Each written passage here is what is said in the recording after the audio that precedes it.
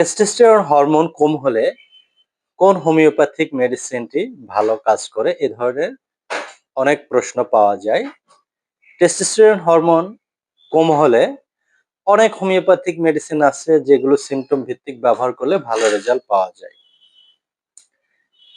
এই মেডিসিনগুলো লক্ষণ ভিত্তিক ব্যবহার করা হয়, যেমন টেস্টিস 3x, ডামিয়ানা মাদার টিংচার, যাদের পাতলা হয় অর্থাৎ ঘন হয় না তাদের জন্য ডামিয়ানা মাদার টিংচার, যাদের ইম্পর্টেন্ট পার্টের গঠন দুর্বল নিস্তেজ হয় তাদের জন্য অহিমবিনাম থাকে। এরকম লক্ষণ ভেদে হোমিওপ্যাথিক মেডিসিনগুলো ব্যবহার করতে হয়।